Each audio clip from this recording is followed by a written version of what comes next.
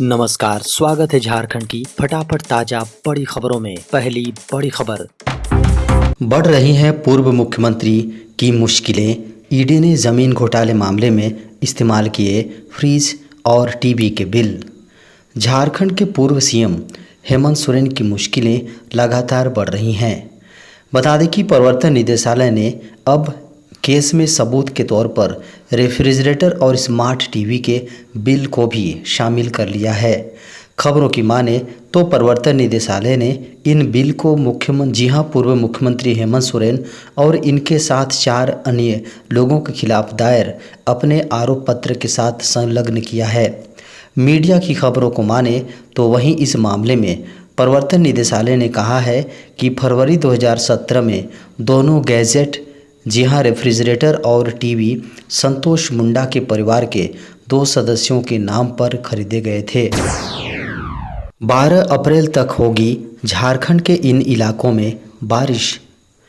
झारखंड में मौसम विभाग के अनुसार बंगाल की खाड़ी में साइक्लोनिक सर्कुलेशन बन रहा है, जिसके कारण से 7 अप्रैल से 9 अप्रैल तक झारखंड के कई इलाकों में बारिश की संभावना मौसम विभाग द्वारा जताया गया है। खबरों की माने तो 8 अप्रैल को भी झारखंड में कहीं कहीं मेघ गर्जन के साथ साथ तेज हवाएं चलने के आसार हैं। 7 अप्रैल के मुकाबले 8 अप्रैल को हवा की रफ्तार 10 किलोमीटर कम होगी। इस दिन हवा की गति 40 किलोमीटर तक हो सकती है। खबरों की माने तो वज्रपात की भी आशंका जताई गई है। इसी तरह 9 अप्रैल को झारखंड के दक्षिणी इलाकों में मेघ गर्जन, तेज हवा और वज्रपात के साथ बारिश की संभावना भी बताई जा रही है। हालांकि मौसम विभाग ने इसका कारण बंगाल की खाड़ी में साइक्लोनिक सर्कुलेशन को बताया है। माओवाद प्रभावित इस इलाके में पहली बार होगा मतदान।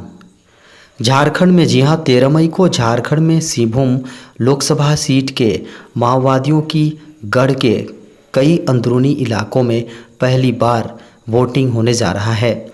यहां मतदान दल और सामग्री हेलीकॉप्टरों से गिराई जाएंगी। खबरों की माने तो कर्मियों और हेलीकॉप्टरों से गिराई गई सामग्रियों द्वारा 118 दूरस्थ बूथ स्थापित किए जाएंगे।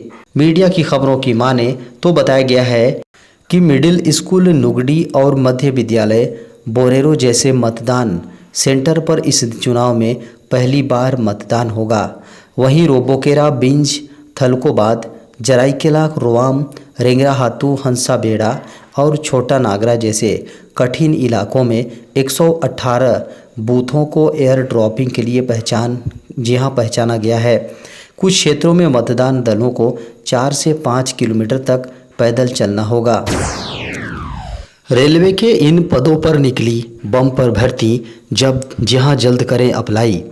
रेलवे रिक्रूटमेंट बोर्ड आरआरबी की ओर से टेक्नीशियन के 9000 रिक्त पदों पर भर्ती निकाली हैं।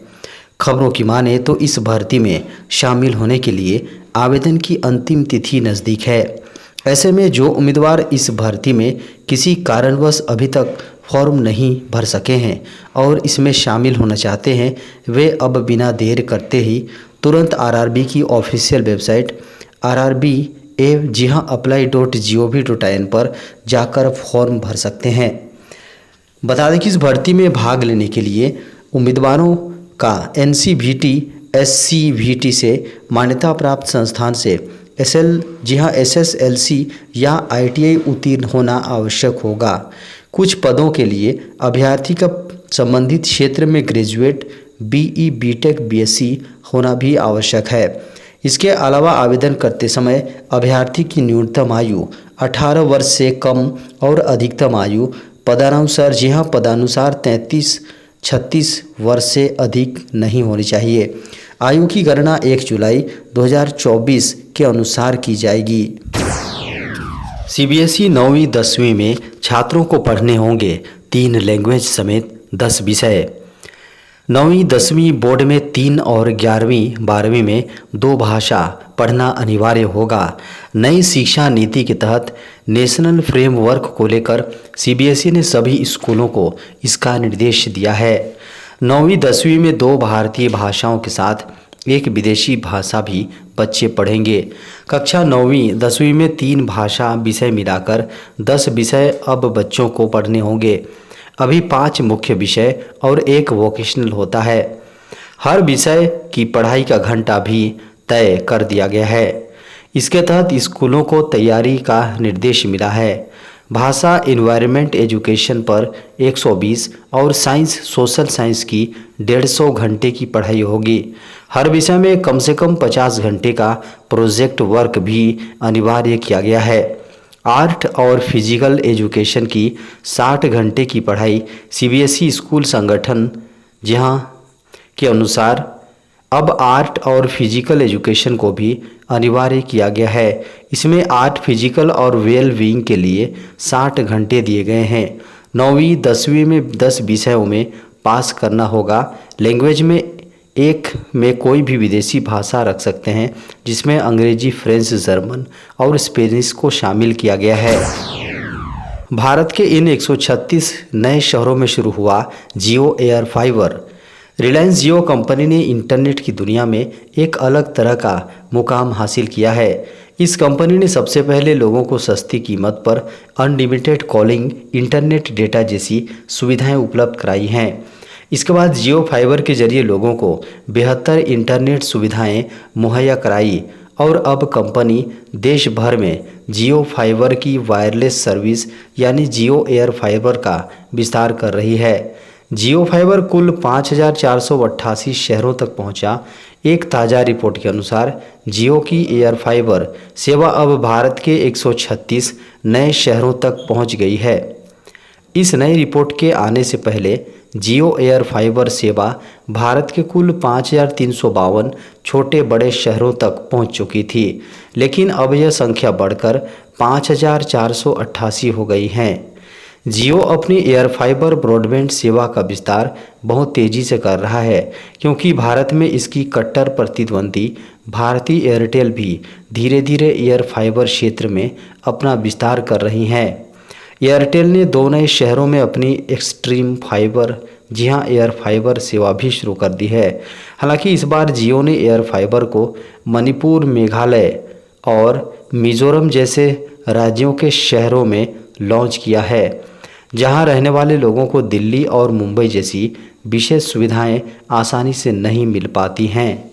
जियो एयर फाइबर जियो एयर फाइबर की सबसे ख़ास बात यह है कि इसके जरिए उन इलाकों में रहने वाले लोगों को इंटरनेट की सुविधा मिलेगी जहां फाइबर कनेक्शन संभव नहीं है।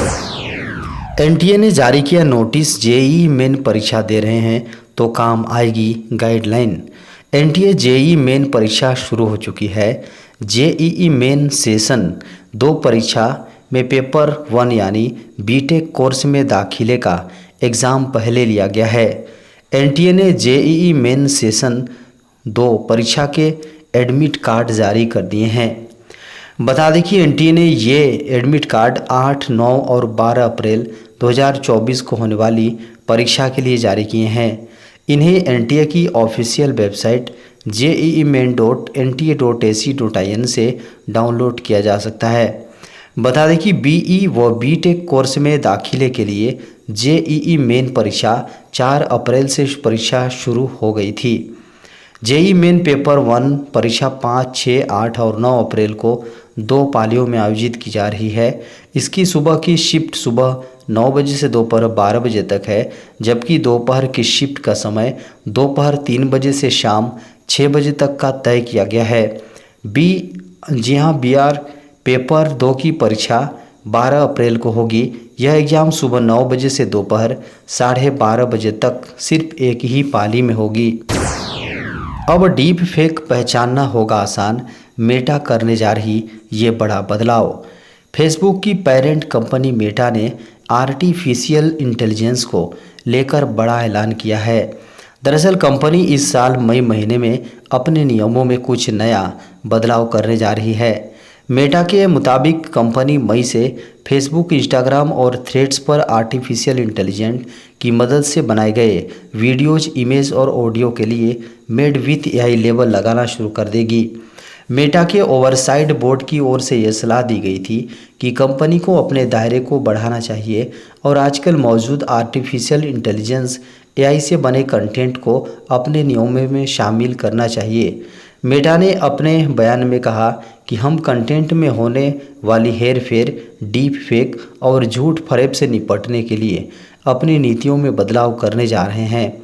इसके चलते एआई टूल्स का इस्तेमाल कर बनाए गए कंटेंट को लेबल लगाकर अलग पहचान दी जाएगी, ताकि यूजर को पता ये चल सके कि यह सामग्री एआई की मदद से बनी है, जिसमें उन्हें पहचानना काफ़ी आसान हो जाएगा।